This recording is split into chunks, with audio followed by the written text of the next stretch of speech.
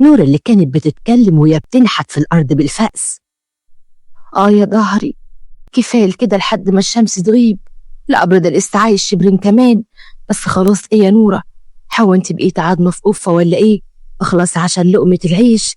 النهاردة مفيش غير واحد بس، يعني الأجرة هتبقى على قد الفطار والعشاء. بتسيب الفأس وبتتناهد، بتمسح العرق بكم قفطانها الأسود الباهت. وساعتها بيجي عليها العم جاد شيخ الغفر، كان قاعد عند السور البعيد، كان بيدخن سيجارة. وساعتها نورة اتكلمت في نفسها: يا ليل يا عين، الواحد طول عمره عايش بين اللي راحوا لحد ما خلاص نشكل الأحياء. أنا طول النهار حفارة قبور، وبالليل ولا حاجة. الفقير اللي الناس بتشاور عليها. يلا كالعادة هاخد حاجتي واروح لحد ما يجي ميعاد الدفنة. بتروح ناحية سور المقابر علشان تطلع للصحراء البعيدة شوية عشان تاكل لقمة في هدوء. وفجأة عينيها بتلمح حاجة غريبة كانت مرمية في الرمل بعيد عن طريق العربيات. هو ايه ده؟ كيس قماش كبير ده ولا ايه؟ لا ده مش كيس، ده ملفوف بحاجة بيضة. يكون نفسي خدعتني من التعب لما اروح اشوف. بتمشي بخطوات تقيلة لحد ما بتقرب من الحاجة اللي في الرمل. بتقف فجأة وبتحط ايديها على بقها. يا دي النيلة، دول أطفال؟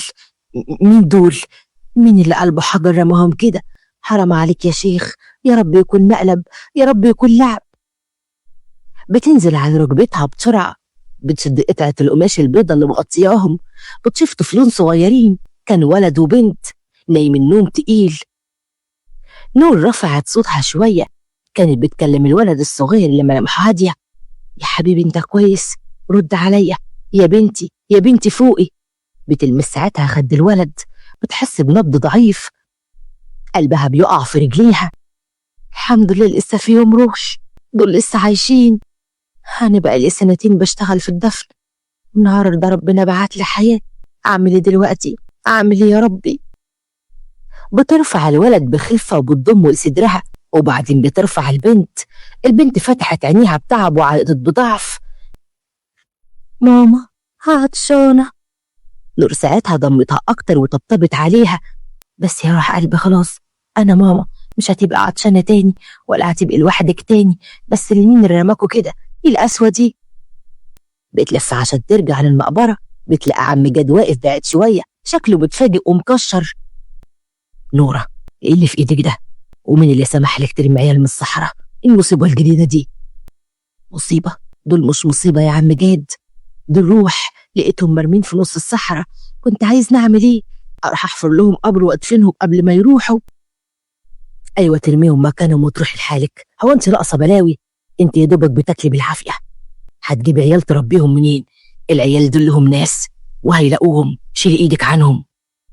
نور بتبص للطفلين اللي في حضنها وبترفع راسها لعم جاد بعناد: لا يا عم جاد، مش هرميهم. انت كده عايزني ادفنهم بايدي بعد ما حفرت قبور لكل الناس؟ اجيب دول وادفنهم في التراب؟ دول امل يا عم جاد، انا مش هقدر احفر قبر للحياه. امل ايه وكلام فاضي ايه؟ انت بتفكري بعواطفك يا بنت انتي. البلد دي هتتسحل بيكي لو عرفوا حاجه. مين هيصدق انك لقيتيهم كده؟ هيقولوا سرقتيهم، هيقول عايزه تشحتي بيهم. فكري بعقلك قبل ما تضيعي مستقبلك اللي ملوش ملامح. ايوه امل، ولو ضاع انا هضيع. انا عمري ما شفت في عين الناس غير الشفقه، او يمكن القرف. انا حفرت قبور، مفيش اسوأ من كده ممكن يحصل لي. بس النهارده لما مسكتهم حسيت لاول مره اني ممكن اكون بني ادمه ليها لزوم. انا اللي هحميهم. يا بنتي فهمي، دول مش بتوعك، هتروحي بيهم فين؟ على كشكك اللي بيسرب ميه، ولا على المقابر؟ هيتعرضوا للخطر. ولو فعلا عايزه تساعديهم روحي بيهم للقسم او دار ايتام. القسم عشان يتسجلوا لقطاء، ودار الايتام عشان يدوقوا الذل اللي دقته. لا، دول هيعيشوا معايا، هم دلوقتي في حمايتي، الله ربيهم. والبلد كلها لو ليها رأي تاني هتشوف نورة اللي بتحفر قبور بتعمل ايه عشان تحافظ على الارواح. عم جاد اللي بيحط ايده على كتفها وبيحاول يوقفها: يا نورة اسمعي الكلام، انت هتجني على نفسك. سيبني يا عم جاد، انا طول عمري بشحت لقمة العيش، النهارده مش هشحت. النهارده هاخد حقي في الحياة، مش حقي أنا وبس، حقهم هما كمان. أنا رايح، ولو حد سألك قول نورة راحت من زمان، واللي رجعت دلوقتي واحدة تانية خالص. بتسيب نورة المقابر وبتروح على أول شارع في المدينة، شايلة الطفلين على دراعها. العيون بدأت تبص عليها باستغراب. اتكلمت ساعتها لنفسها وهي بتمشي: يلا يا بلد، انتي ما عشتيش معايا في المقبرة، لكن هتعيشي معايا وانا بربي العيال دي، ولما نشوف اخرتها ايه. وقدام محل البقال اللي كان في الحارة، حسين البقال اللي كان راجل كبير كان بيتكلم بصوت مريب: بنت يا نورة، مش انت نورة حفرت القبور برضه؟ ايه دول؟ مين العيال دول يا بت؟ نورة اتنهدت بتحاول تخلي صوتها ثابت: مساء الخير يا عم حسين، دول ولادي. ست من وسط الناس المتجمعة كانت بتهمس لجارتها بصوت عالي: ولادها ازاي؟ دي بتشتغل في الدفن بقالها 10 سنين، لا سمعنا بخطوبة ولا بجواز ولا بأي حاجة. اسمع يا بت انتي، بلاش لعب عيال. عيال من دول انت جايباهم منين؟ او الشغل في المقابر جننك؟ يا عم حسين انا ما جاتش عشان اتحاسب، جيت علشان اخد شوية حاجات للعيال دي، محتاجة لهم لبن وغيار نظيف. لا يا نورة، مش هتاخدي حاجة غير لما تقولي من دول. البلد كلها بتبص عليكي، لو سكتنا بكرة هتيجي تالت ورابع وتقولي ولادي. نورة تجاهلت كلامه واتكلمت بهدوء وهي بتسند الطفلة: يا بنتي انت جعانة؟ بصي يا عم حسين، البنت دي لو ما أكلتش دلوقتي هتتعب مني، اديني اللبن وانا هدفع لك لما الدفنة تتم بالليل. دفنة مين؟ انا ماليش دعوة بالقبور واجرتها، عايزة لبن تدفعي كاش. وبعدين ساعتها وطى صوته: العيال دول شكلهم عيال ناس أغنياء، لابسين قماش نظيف، انت سرقتيهم؟ أسرق؟ أنا اللي عمري ما اديت إيدي على حاجة حرام. أنا لقيتهم يا عم حسين، لقيتهم مرميين في الصحراء زي الزبالة، ولو كانوا ولادي كنت هسيبهم يعني؟ واحدة ست ساعتها بتقرب أكتر: مرميين؟ دول مين اللي رماهم؟ دي كدابة وكدبة بايخة يا نورة. عيال حلوة زي دي تتسرق مش تترمي، انت أكيد تبع عصابة. عصابة ايه اللي بتتكلمي عليها يا حاجة أمينة؟ ده اللي أملكه في الدنيا هو الفس اللي بحفره بالقبور، لو كنت حرامية كنت عملت لنفسي قصر مش قبر. راجل ساعتها بيزق الناس عشان يقرب: خلاص يا جماعة، خلينا نفكر بالعقل، نورة بتتكلم صح، عيال بالجمال ده ما يتسابوش. بس يا نورة، لو كلامك صح لازم تروحي القسم تبلغي، ده واجبك. القسم؟ عشان ياخدوهم مني ويسجوهم لقطاء ويعرضوهم في الجرايد ويبقى مصيرهم في ايد اللي قلبه يرق او ما يرقش خالص؟ لا، انا شفتهم الاول وانا اللي هحميهم، مش هسيبهم يذوقوا طعم الذل اللي انا شفته ولا انا عشته تاني. بس يا نورة دي مش مسؤوليتك، انت مش قادرة تعيشي نفسك، هتصرفي عليهم منين؟ ربنا بيبدع الرزق معاهم. انا هشتغل شغلتين وتلاتة، احفر قبور الصبح واغسل مواعين بالليل، مش مهم، المهم من دول يعيشوا بكرامة. الولد ساعتها بدأ يعيط بصوت عالي وبيشد في هدوم نورة: أنا عايز مية، أنا عايز ماما. نورة بتنزل على ركبتها بسرعة وبتحضنه وبتكلمه بحنية: بس يا نورين، أنا معاك، أنا ماما نورة، هجيب لك مية ولبن دلوقتي، ما تخافش من الناس دول طيبين بس مستغربين شوية. وساعتها بصت لعم حسين: عم حسين، اديني لبن والسكر، لو خايف على فلوسك خد الخاتم الدهب ده راح لحد بكرة الصبح، ده اللي فاضل لي من الدنيا، بس العيال ده أهم. بتقلع ساعتها خاتم قديم وبتاعة الحسن، وساعتها أخد الخاتم وحس بالخجل لأول مرة. خلاص خلاص يا نورة، خليه معاكي، بس بلاش خاتم، خد اللي انت عايزاه، بس اسمعي الكلام ده كويس، هتروح على بيتك محدش يشوفك تاني، العيال دي لها حكاية كبيرة، والبلد دي ما بتسكتش على حاجة غريبة، حكايتك هتفتح قبور مش انت اللي حفرتيها. نور بابتسامة حزينة بتحط اللبن في الكيس: يا عم حسين، أنا اللي بحفر القبور وبشوف اللي جواها، أنا مش بخاف من الحقيقة، اللي بيخاف هو اللي عايش كداب، شكرا على اللبن. بتسيب نورة التجمع وبتمشي بخطوات سريعة على كوخها اللي كان جنب المقابر، لكنها بتشوف ناس واقفة عند الكوخ وشكلهم مش من الحارة، لابسين هدوم غالية. يا نهار أبيض، لحقوا يوصلوا؟ الموضوع طلع أكبر مني ولا إيه؟ مين دول؟ راجل منهم ساعتها اللي اتكلم: أنت اللي اسمك نورة، انت اللي لقيت طفلين في الصحراء. اسمعي كويس، العيال دي بتاعتنا، وبدل ما تعملي مشاكل سلموهم دلوقتي، وادي مكافئتك. بيطلع ساعتها رزمة فلوس كبيرة. أما نورة شدت الطفلتين أكتر في حضنها وخطت خطوة لورا. ولادك مين يا بيه؟ العيال دول ما بتتباعش فلوس، دي مش مكافأة، دول تمن السكوت.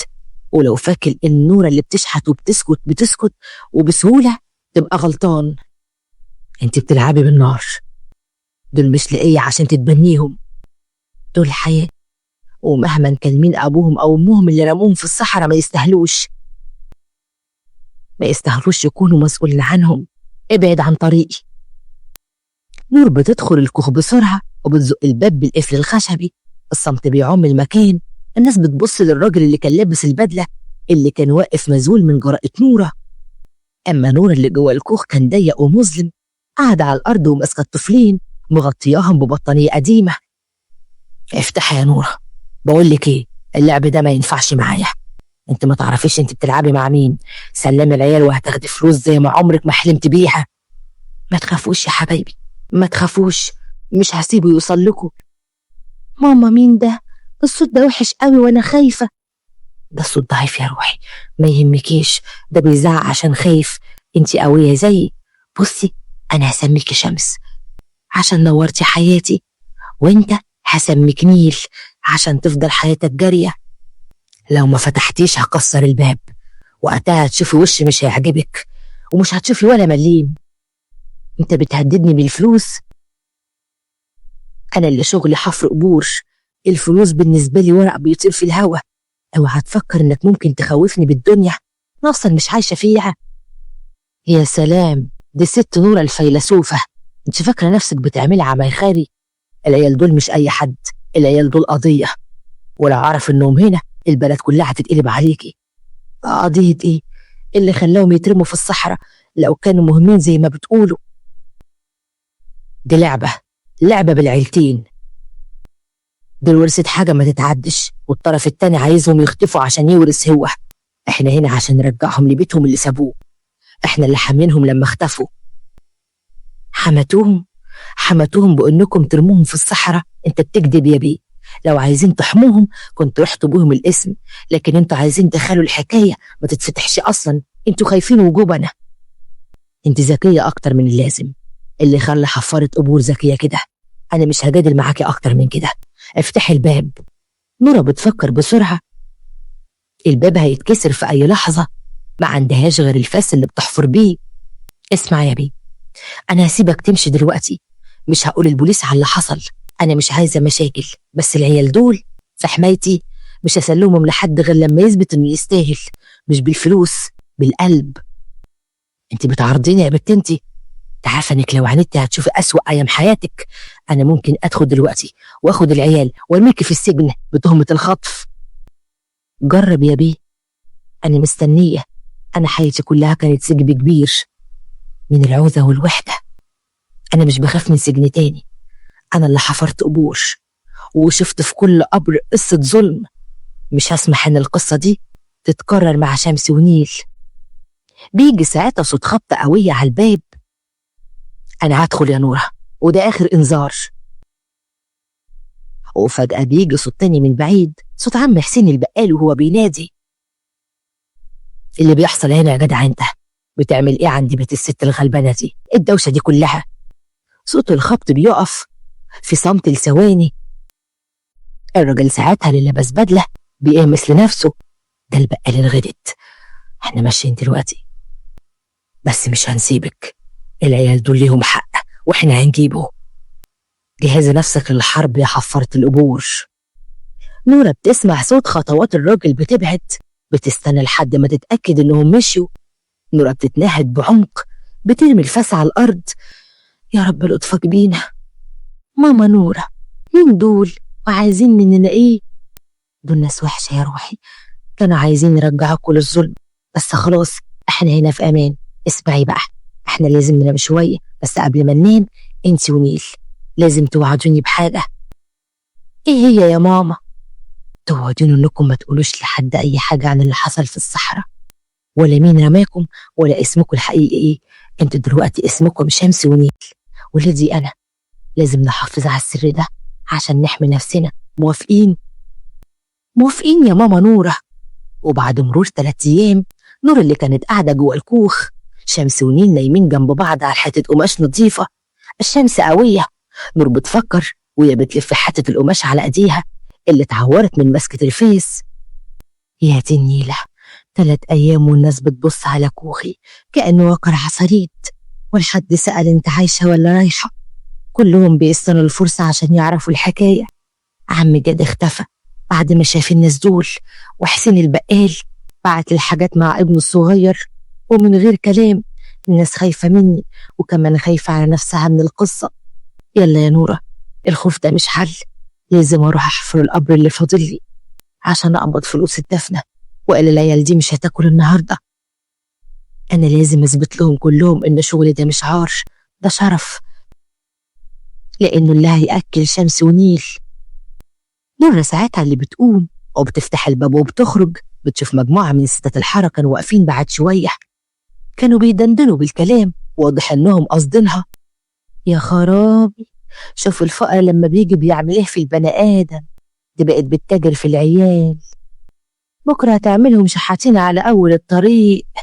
لا يا حبيبتي، دي بتلمهم عشان تعمل لنفسها قيمة، تقول لي كان عندي عيال عشان الناس تبطل تشفق عليها وتجيب سيرة القبور، بس دي تجارة مش تربية. نورة ساعتها بتقف وبتلف ناحيتهم. أنا ما بتاجرش يا أمينة، ولا بعمل قيمة لنفسي يا فايزة، أنا مش محتاجة قيمة منكم أصلا. لا محتاجة، عشان كده لمة عيال مش بتوعك، اللي يخلي واحدة زيك لا ليها ظهر ولا سند تاخد عيال مرميين عشان تقول بقت ما انت كنت بتجيب القبر جاب لك جنازة وبتجيب لنفسك الشفقة والمديح دلوقتي. الشفقة؟ انت عارفة انا ليه بقيت حفرة قبور؟ عشان ما اشوفش الشفقة بعينيكم. كل نظرة شفقة منكم كانت بتخلص على كل حتة فيا. كنت قاعدة جنب الأموات عشان هم دول اللي بيشفقوا عليا. انت بتقولي تجارة؟ أنا ما أخدتش دول عشان يشحتوا، أنا أخدتهم عشان يعيشوا بكرامة، الكرامة اللي أنا ما عرفتهاش. ودي بقى مش تجارة، دي حرب على الشفقة بتاعتكم. حرب إيه؟ دي بتستهبلي علينا. انت فاكرة إن كلام الأفلام ده هيمشي علينا ولا إيه؟ ورينا بقى هتعملي إيه في الاسم. هتقولي للظابط لقيتهم في الصحراء وربنا بعتهم لي؟ أيوة هقول كده، هقول إنهم ولادي دلوقتي وأدافع عنهم لحد آخر نفس فيا. المحكمة مش هتحكم بالورق والنسب، هتحكم باللقب اللي شافهم مرميين وهم مش قادرين، وأنا ما قدرتش أسيبهم. ده جنان، هتضيع نفسك عشان عيال مش عارفينهم بأصلهم ولا عارفين لهم أصل ولا فصل.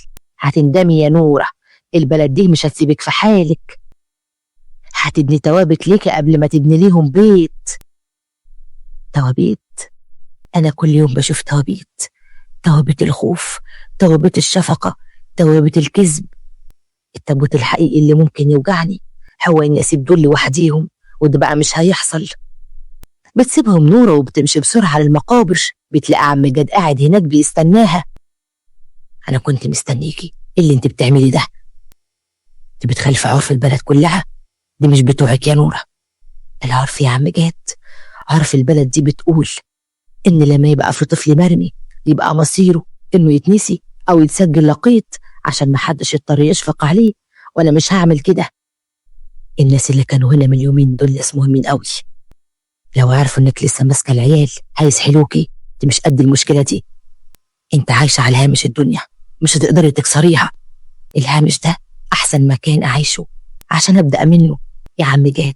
أنا طول عمري باخد فلوس عشان أحفر قبور، النهاردة عشتها عشان عايشة عشان أحفر حياة جديدة لشمس ونيل. اديني الفلوس بتاعتي بتاعت الدفنة، أنا هروح أشتري كام ورقة وراح أعمل إجراءات التبني. عم جاد اللي كان بيطلع الفلوس وهو متردد، خد الفلوس، بس دي مش فلوس دفنة واحدة، دي فلوس 3 أسابيع عشان ما تجيش هنا تاني دلوقتي. اخفي العيال دول لحد ما الدنيا تهدى، الموضوع كبير يا نورة، ده صراع بين عيلتين كبار. 3 أسابيع ليه؟ الناس الكبار دول اللي بيدفنوا دلوقتي دول أهل الطرف اللي كان بيدور على العيال، وهم بيعملوا كل حاجة عشان يثبتوا ان العيال دول مش موجودين، عشان يورثوا كل حاجة. لو شافوكي هنا هيعرفوا ان العيال دول عايشين وهيقربوا منك. اخفي نفسك لحد ما تنهي اجراءات الوراثة بتاعتهم. نور اللي بتمسك الفلوس وعينيها بتوسع. يعني انا بحمل العيال دول من جريمة ورث وفلوس؟ اكتر من كده يا نورة، ممكن تبقى جريمة تانية. امشي دلوقتي، ولو حد سألني انا ما شفتكيش من يوم ما لقيت العيال. نورة بتلف وبتمشي بسرعة، بتفكر في مكان تستخبى فيه. اتكلمت ساعتها في سرها وهي بتجري. يا ويلك يا نورة، ده انا دخلت في لعبة ما يخرجش منها عايش. بس خلاص، شمس ونيل دول خط احمر اللي مش هسمح لأي حد يوصل له. كانت بتهمس ساعتها للشمس وهي ماسكة ايديها. ارفعي راسك يا شمس، احنا مش خايفين من حد، انت دلوقتي اولادي وايدي دي مش هتسيب ايدك ابدا. ماما نورة، الناس دي بتبص علينا ليه كده؟ بيبص عشان احنا احلى حاجة شافوها النهاردة. اوعي تفتكر ان يعني الناس دي ليها قيمة، القيمة في قلبك انتي. يلا علشان نوصل السجل المدني. بعد شوية بيوصلوا مبنى السجن المدني، زحمة وناس كتير واقفة وفي طوابير. نورة بتلاقي موظفة كانت شباك فاضي، بتروح عليها. صباح الخير يا أستاذة، لو سمحت أنا عايزة أعمل إجراءات تبني للطفلين دول أو أي حاجة تثبت إنهم في حمايتي. الموظفة بتلبس النضارة ساعتها وبتشاور على نورة من فوق لتحت. تبني؟ انت بالهدوم دي جاية تتبني؟ ايه الأوراق اللي معاكي؟ اثبت زواجك أو أي مستند يثبتك إن انت مؤهلة للتبني. أنا مش متجوزة يا أستاذة، ودي ما تبقاش مشكلة، أنا اللي هتكفل بيهم، والأوراق ما عنديش غير بطاقتي الشخصية. بطاقتك الشخصية؟ والطفلين دول جبتهم منين؟ من كيس بلاستيك؟ التبني له شروط، لازم تكوني موظفة وعندك دخل ثابت. انت بتشتغلي ايه اصلا؟ انا حفرت قبور. الموظفة بتسكت لحظة، بتبص لنورة بصدمة، وناس في التوابير بتبص عليهم بفضول. ايه حفرت قبور؟ انت عايزة تجيبي طفلين تربيهم عشان يتعودوا على الناس على الموت؟ لا طبعا، ده شغل مش انساني للتربية، انت مش مؤهلة نهائيا. وايه قصة العيال دول؟ لازم تعملي محضر في الاسم الاول. لو عملت محضر الاسم هياخدهم مني، انا لقيتهم في الصحراء يا استاذة، لقيتهم مرميين، انا عايزة احميهم من الناس اللي رميتهم، مش عايزة ارميهم في دار ايتام. ودي مش مشكلتي، القانون واضح، الطفل اللي ملوش اهل بيسجد لقيط وبيروح دار الايتام. انت مش عشان تكسري القوانين، انت فقيرة ما عندكيش اي دليل انك هتقدري تربيهم. عايزة تعملي بيهم قصة درامية عشان الناس تتعاطف معاكي. تتعاطف؟ انا زهقت من التعاطف يا استاذة، انا عايزة العدل، انا اللي لقيتهم، انا اللي في ايدي عايشهم. اديني ورقة واحدة، ورقة مؤقتة لحد ما اثبت كفاءتي. ما عنديش ليكي حاجة، روحي القسم او روحي المحكمة، ده مش مكانك. شوفي شغلك الاول يا حفرة القبور. نورة بتسكت، بتشد شمس ونيل اللي كانوا متخبين وراها، بتمشي ببطء بالنظرات الناس المشفقة والساخرة. يعني احنا مش هنبقى ولادك بجد؟ نورة بتقف فجأة، بتحضن شمس ونيل. لا طبعا، بجد ونص. الموظفة دي ما بتفهمش، الأوراق دي ما بتعملش أسرة، احنا أسرة، انتي ونيل روحي. أنا مش مهم اسمي في الورق، المهم اسمي في قلبكم. وهي خارجة من المبنى بتشوف راجل البدلة، بتفهم انه بيراقبها. يلا يا نورة، الخطر بيقرب أكتر. بتتجه نورة بسرعة في الشارع الخلفي، بتلاقي نفسها قدام مبنى المحكمة. بص يا نيل، الموظفة دي بعتتنا للمكان الصح، القاضي هو اللي هيحكم. بتدخل نورة مبنى المحكمة، بتشوف محامي قاعد على الكرسي شكله متضايق، وساعتها بتروح ناحيته. لو سمحت يا بيه، ممكن أسألك سؤال؟ عايزة يا حاجة؟ أنا مش فاضي، أنا عايزة أرفع قضية تبني للطفلين، لقيتهم في الصحراء. أنا عارفة إن حالتي يعني مش كويسة، بس أنا اللي عايزة أربيهم. المحامي ساعتها بيبص عليها باستغراب. قضية تبني للطفل القتيل؟ ده ما بيحصلش كده بسهولة، ده قضية كفالة مش تبني، محتاجة سنين عشان تثبت إنك مؤهلة. بتشتغلي إيه أصلا؟ حفرت قبور. حفرت قبور؟ أنت بتهزري، ده قصة فيلم. أنت عايزة القاضي يقول الست حفرت القبور دي هتربي عيال؟ لا طبعا، دي محتاجة محامي قوي عشان يلعب على وتر الشفقة والتعاطف. بس أنا مش بعمل قضايا زي دي، ده قضايا خسرانة، نورة بتقعد قصاده على الأرض وبتبص له بعمق. خسرانة. لو المحكمة دي بتحكم بالعدل يبقى القضية دي كسبانة. أنا مش عايزة شفقة، أنا عايزة عدل. أنت تعرف إيه عن حفارة القبور؟ أنت فاكرها إيه؟ إنسانة بتكره الحياة؟ بالعكس، أنا أكتر واحدة تعرف قيمة الحياة. لما بشوف الميت بيدخل القبر بعرف إن كل دقيقة عشتها كانت فرصة. دي فرصة حياتي. أنت محامي مش بتدافع عن الفقراء. المحامي بيسكت، بيشوف نظرة نورة القوية والطفلين اللي متعلقين فيها. أنا مش بدافع عن قضية خسرانة، بس إيه يثبت إنك مش كدابة؟ اللي يثبت إن أنا حفرت قبور بقالي سنين. عمري ما طلبت من حد حاجة. لو كنت كدابة كنت رحت بلغت عنهم عشان آخد المكافأة، بس أنا مش عايزة مكافآت، أنا عايزة دول. لو عايز تكسب قضية تخلي البلد كلها تتكلم عنها تبقى قضيتي، يا إما أروح أدور على محامي تاني. المحامي بياخد نفس عميق، بيبص على نورة اللي قاعدة على الأرض بعزة نفس.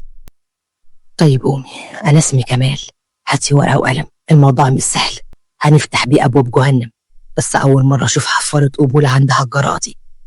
هاتيلي كل التفاصيل من يوم ما لقيتيهم. الموضوع ده هيقلب البلد كلها زي ما قلبت حياتي دلوقتي. نورة بتقوم ببطء، بتمسك ورقة وقلم. تمام يا أستاذ كمال، الحكاية بدأت لما الشمس غابت. كنت بحور القبور، وبالتحديد القبر رقم 520. وبعد فترة في مكتب كمال كان بيشرب في كوباية شاي، بيبص لنورة بجدية. اسمعيني يا نورة، القضية دي مش هتبقى سهلة. انت حفرت قبور، وده أول وأقوى سلاح هيستخدموه ضدنا. هيقولوا واحدة بتشتغل في الموت، مش مؤهلة للحياة. خليهم يقولوا، أنا شغلي مش عار. المهم إيه اللي هيبدأ بيه خصمنا؟ خصمنا مش بس الناس اللي شفتيهم دول، خصمنا هو الوضع اللي الأطفال فيه. لو كان الموضوع مجرد لقطاء كنت ممكن تاخدي كفالة بعد سنين، لكن دول ورثة عيلة كبيرة، واللي رماهم ناس عايزين يموتوا الورث ده. وده اللي لازم نتكلم فيه دلوقتي. ورثة مين؟ وإيه دليلك على ده؟ أنا معرفش عنهم حاجة غير إنهم كان بين الحياة والموت. كمال بيطلع ورقة من الدرج. أنا عملت التحريات سريعة جدا. في من يومين إعلان في الجريدة الرسمية عن وفاة سيدة أعمال كبيرة اسمها نادر هاشمي. الورثة بتوعها المفروض يكونوا ولاد أختها اللي توفت من فترة، والمفاجأة إن ولاد أختها دول اختفوا من حوالي أسبوعين. اللي فاضل في العيلة كلها هو أخو جوزها المتوفي، هو اللي بيجهز الوقت عشان يستولي على كل حاجة. يا ليل يا عين، يعني العيال دول لهم أصول وفلوس، وده رماهم في الصحراء عشان يروحوا. هي كافر. بالظبط. الراجل اللي جه هددك عند الكوخ ده أكيد من طرفه، هو عايز يثبت إن الأطفال دول راحوا أو اختفوا بشكل نهائي عشان يحطوا إيده على كل حاجة. وده بقى دليلنا القوي. دليلنا؟ إزاي دليلنا؟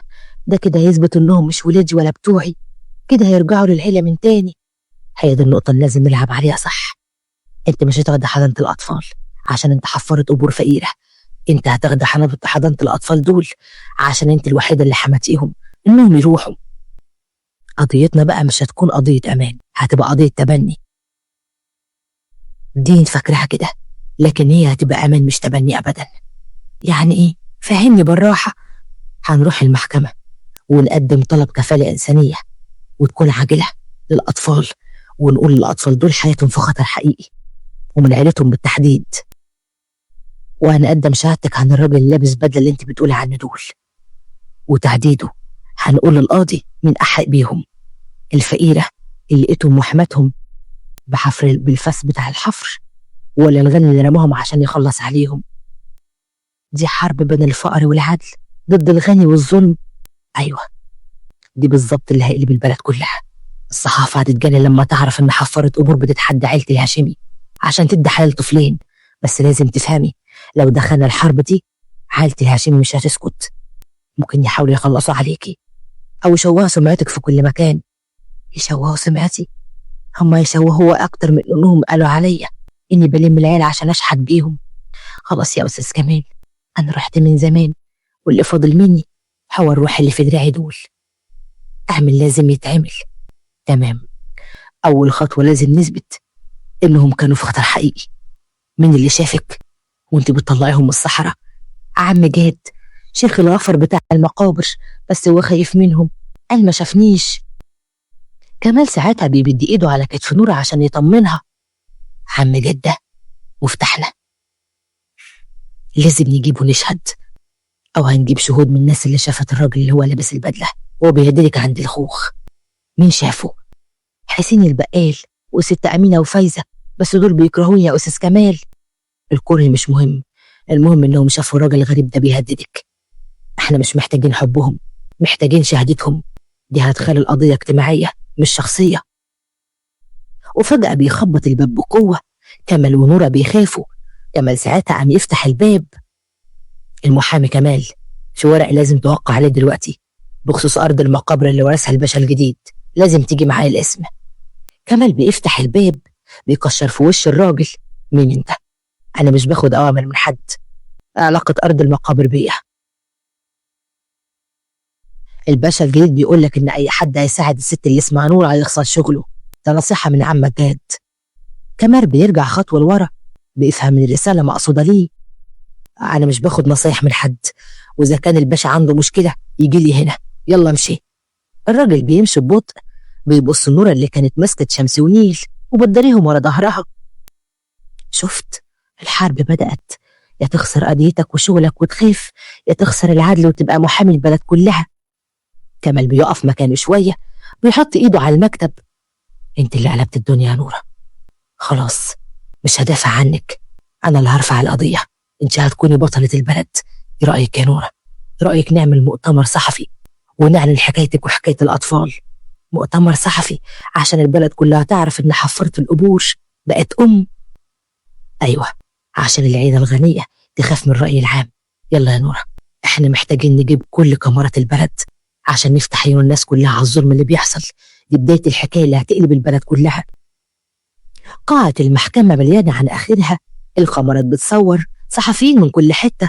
في الصفوف اللي ورا قاعدين حسين البقال وست أمينة وفايزة، عينهم بتراقب نورة قدام القاضي. نورة قاعدة جنب المحامي كمال. في الجانب التاني محامي عيلة الهشيم الضخم واسمه سليم، والراجل اللي كان لابس البدلة بيراقب من بعيد. القاضي بصوت رسمي وهادي، احنا في جلسة طوارئ للنظر في طلب الكفالة الإنسانية العاجلة للطفلين اللي قدمتها السيدة نور عبد السلام. يا أستاذ سليم، إيه ردكم عن الدعوة دي؟ يا فندم، الرد بسيط، دي محاولة ابتزاز رخيصة.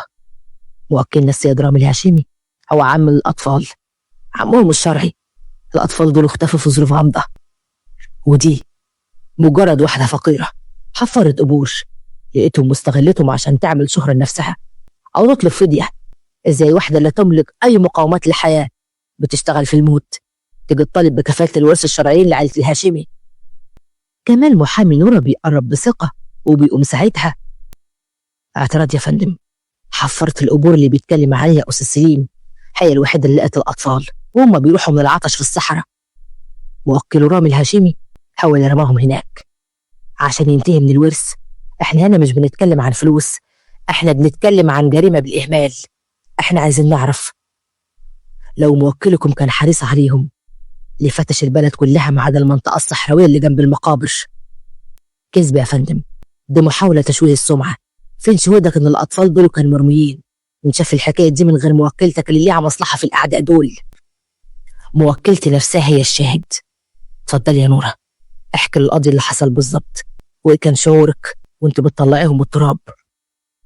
نورة بتقوم ببطء وبتبص القاضي وعليها بتبص في عيون الناس كلها. انا حفرت قبور يا فندم، شغل ان استنى الميت واحفر له بيت جديد. عمري ما شفت في الدنيا غير نهاية الحكايات. اليوم ده كنت بخلص القبر بتاع اليوم والشمس كانت بتغيب. شفت حاجتين، الأول الخطر في عين راجل البدلة اللي كان بيراقب من بعيد، والتاني شفت الحياة حياة من تحت الرمل.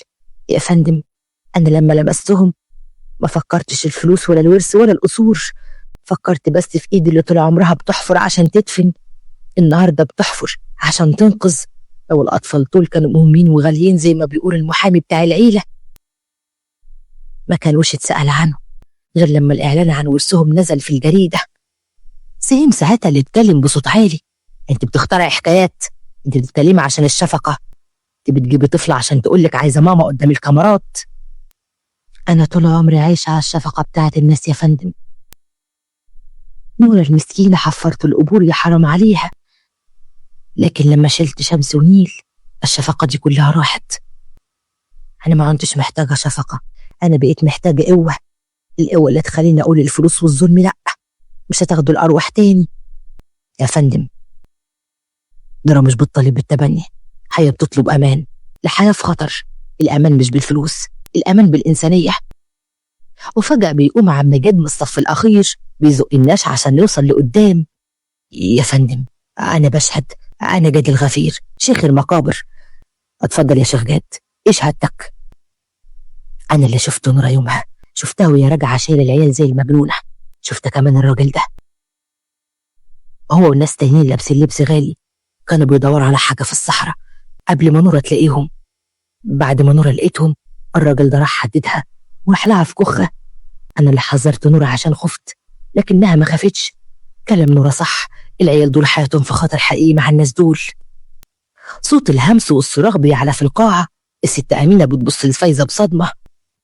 أمينة بصوت عالي ما كانتش مصدقة اتكلمت. جد بيشهد؟ ده عمره ما شهد على أي حد. سليم محامي عيلة الهاشمي اتكلم وهو متوتر. ده شاهد ضعيف يا فندم، ده شهادة واحدة وخايف أو مأجور. نورة بترفع ايديها وبتشاور على شمسونين اللي كانوا متعلقين فيها. مش مأجور يا أستاذ سليم، أنا اللي هدفع الثمن. أنا عارفة إني فقيرة وعارفة إني ما أقدرش أربي عيالي في قصر، بس أنا أقدر أديهم اللي عيلة الهاشمي ما قدرش يديهولهم، حياة. لو حكمت المحكمة إن دول يرجعوا لعيلة الهاشمي فأنت بتحكم عليهم إنهم يروحوا بالبطء تحت شبح الفلوس. أنا حفرت القبور وأقول لك يا فندم العيال دول لسه ما خلصوش حكايتهم. القاضي بيخبط بالمطرقة وبيصوت الصمت. خلاص كفاية. بعد الاطلاع على شهادة الغفير وتحريات الشرطة اللي أثبتت وجود أشخاص غامضين في المنطقة، بعد ما شفنا الأدلة اللي بتثبت إن الأطفال دول ورثة العيلة بتتنازع على الفلوس، المحكمة قررت رفع طلب عائلة الهاشمي باستلام الأطفال في الوقت الحالي وبإعطاء كفالة إنسانية مؤقتة فورية للسيدة نورة عبد السلام حفظا على حياة الأطفال من خطر مؤكد. نورة عبد السلام هي الأمينة على حياة الطفلين لحين إثبات الرعاية الكافية تحت إشراف وزارة الشؤون الاجتماعية. العيال دول في حماية نورة وفي حماية العدل. صوت ضجة بيعم القاعة، كمال بيضحك وبيحضن نورة، سليم محامي الهاشمي بيصرخ بغضب وبيمشي بسرعة، وحسين البقال بيسقف بحماس. برافو عليك يا نورة، انت شرفتينا. نورة بتضم شمس ونيل، دموعها بتنزل لأول مرة بس دموع فرحة. شفتوا، محدش هيقدر ياخدكم مني، احنا كسبنا أول معركة. كمال ساعتها اللي وقف ورد عليها. انت كده بقيتي بطلة يا نورة، انت قلبت البلد كلها. لا يا أستاذ كمال، أنا ما قلبتش البلد، أنا قلبت حياة الطفلين، ولما حياة الطفلين بتتقلب للعدل البلد كلها بتبدأ تتغير. يلا بينا يا شمس، يلا يا نيل، يلا عشان نرجع لبيتنا. نورة بتمشي وهي شايلة شمس ونيل، بتخرج من قاعة المحكمة وسط الصحفيين اللي كانوا بيحوطوها. ما بقتش الفقيرة اللي الناس بتشفق عليها، بقت أم شمس ونيل اللي علمت البلد إن الفقر مش عار، وإن الحياة ممكن تطلع من رحم تراب. لحد هنا بتكون انتهت الحكاية. يا رب تكون عجبتكم، واستنوني في حكاية جديدة، وأشوفكم على خير، والسلام عليكم ورحمة الله وبركاته.